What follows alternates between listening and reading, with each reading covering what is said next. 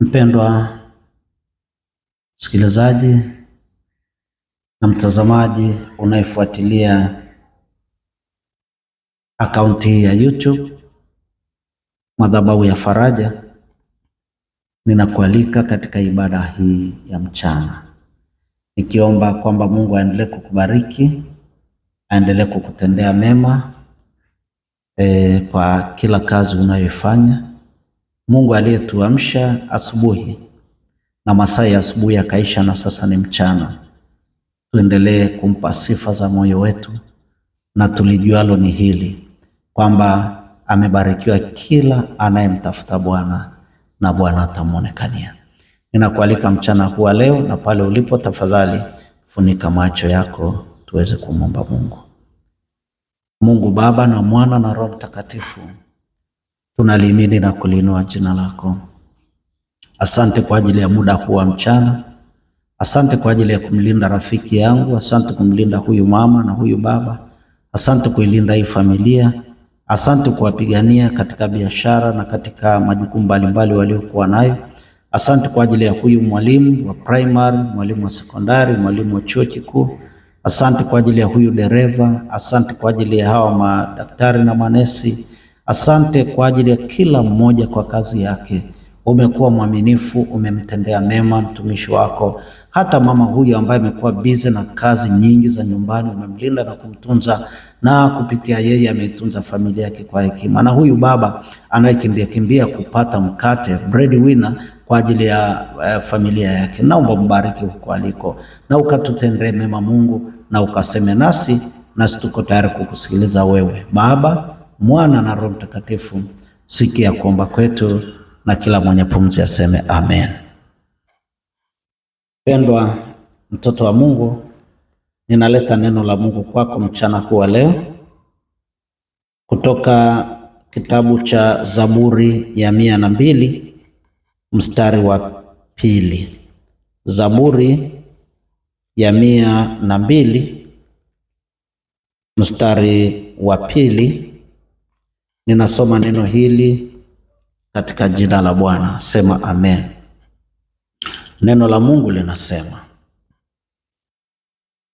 usinifiche uso wako siku ya shida yangu, unitegee sikio lako siku niitapo, unijibu upesi. Ninaomba niunganishe na neno la Mungu tena kutoka kitabu cha nabii Isaya mlango wa 59. Kitabu cha nabii Isaya mlango wa 59. Ninasoma mstari wa kwanza na ule mstari wa 2 katika jina la Yesu. Neno la Mungu linasema, tazama, mkono wa Bwana haukupunguka hata usiweze kuokoa, wala sikio lake sio zito hata lisiweze kusikia. Lakini maovu yenu yamewafarikisha ninyi na Mungu. Lakini maovu yenu yamewafarikisha ninyi na Mungu wenu, na dhambi zenu zimeuficha uso wake msiuone. Hata hataki kusikia, wala hataki kusikia. Sema amen. Pendwa tazamaji, rafiki yangu katika akaunti hii ya YouTube, katika platform inaitwa Madhabahu ya Faraja, ninakualika tena mchana huu leo ili tuweze kushiriki pamoja ujumbe wa neno la Mungu, lakini pamoja na kuomba. Leo Mungu anazungumza nasi kuhusu mambo mawili, kuhusu uso wake na sikio lake.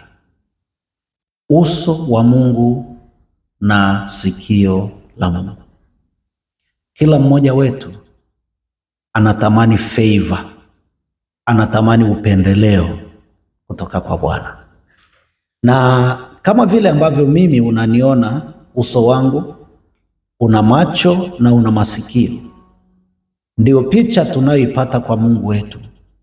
kwamba na yeye ana uso na ana sikio, lakini uso wa Mungu ni kwa ajili ya kukutazama wewe katika hali yoyote unayopitia, kwenye ups and downs zozote unazopitia.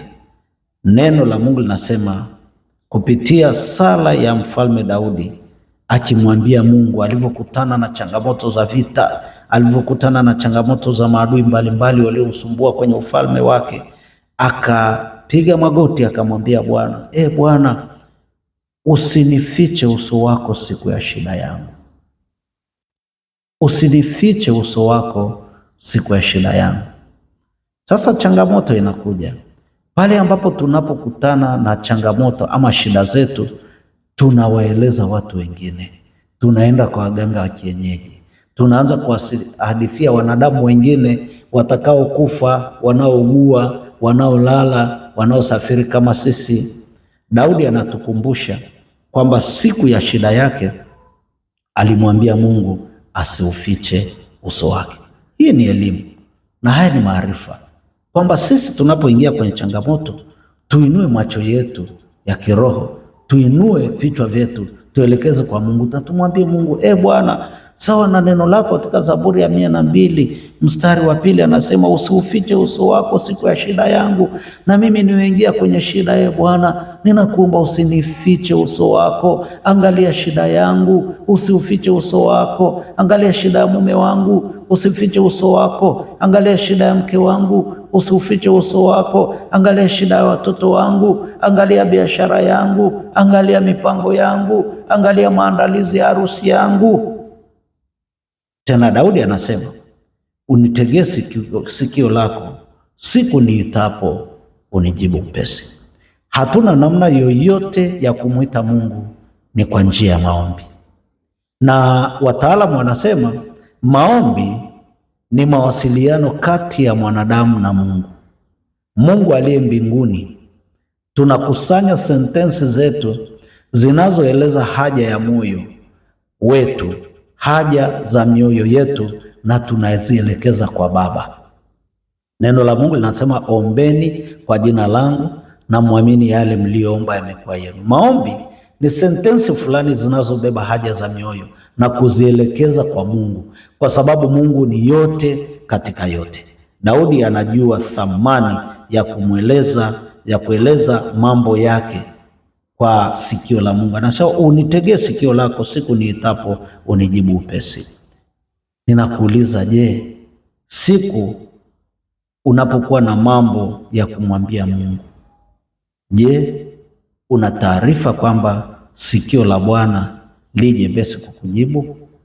Usimwache Mungu, mwamini Mungu, mtegemee Mungu, kwa sababu sikio la Bwana sio zito likacha kusikia. Sema pamoja nami maneno haya: usinifiche uso wako siku ya shida yangu. Sema tena, unitegee sikio lako siku niitapo, unijibu upesi. Endelea kumuita Mungu, endelea kumweleza Mungu mambo yako. Ni kupitia uso wa Mungu ulio tayari kukuangalia kwenye shida unayopitia, na sikio lake ambalo sio zito likaacha kusikia, yeye yuko tayari kukujibu upesi. Usimwache Mungu ukaeleza wanadamu mambo yako hata iweje. Lakini neno la Mungu katika Isaya mlango wa 59 mstari wa 1 na wa 2 anasema, tazama mkono wa Bwana haukupunguka usiweze kuokoa, wala sikio lake sio zito lisiweze kusikia. Leo Mungu ametushirikisha habari ya uso wake, lakini habari ya sikio lake. Lakini katika Isaya mlango wa 59 ametuambia habari ya mkono wake, lakini akarudia tena sikio lake ambalo sio zito. Ndugu yangu na rafiki yangu, upo mkono wa Bwana wenye nguvu unaoweza kukupigania, na mkono huu wa Bwana wenye nguvu ni unashinda mikono yote yenye nguvu unayojua wewe. Every powerful hands zikikaa pamoja, hiyo mikono ikikaa pamoja haiwezi kushinda mkono wa Mungu aliye mtakatifu. Endelea kujisubmit, Endelea kujiweka chini ya huu mkono wa Mungu wenye nguvu, na wewe utakaa salama.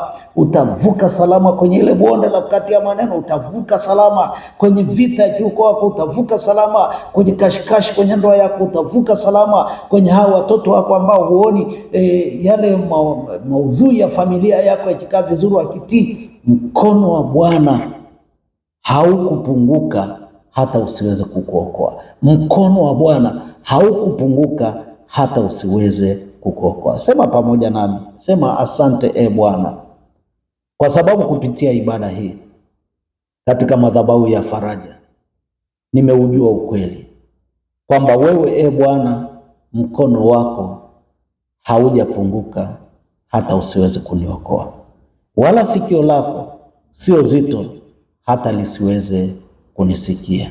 Sema Bwana, endelea kusikia maombi yangu. Sema Bwana, mkono wako wenye nguvu endelee kuwa juu yangu, kinyume cha mabaya yote, kinyume cha watesi wangu. Nami ninajua chini ya mbawa zako, chini ya mkono wako nitakaa salama. Sante Mungu kwa maombi haya. Sante Yesu kwa ibada hii. Sema amen. Basi Mungu akubariki sana mchana huu leo.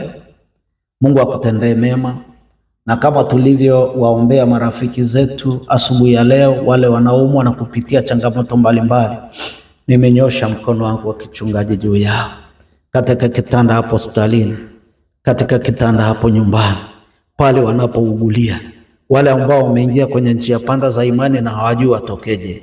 Ninatamka mkono wa Bwana wa kuokoa na kukuponya. Ninatamka sikio la Bwana ambalo sio zito liendelee kusikia maombi yako. I speak breakthrough in the mighty name of Jesus Christ. I speak breakthrough in the mighty name of Jesus Christ.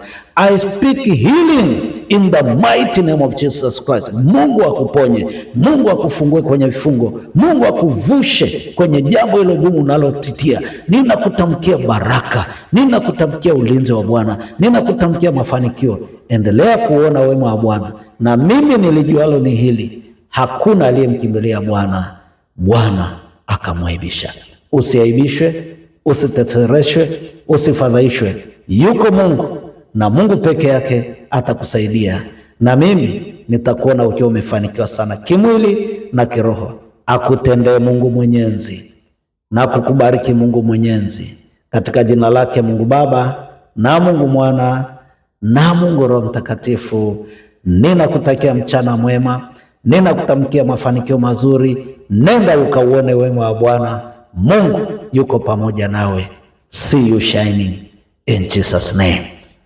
Sema amen. Waliobarikiwa na Bwana sema amen. See you shining in Jesus name. Amen.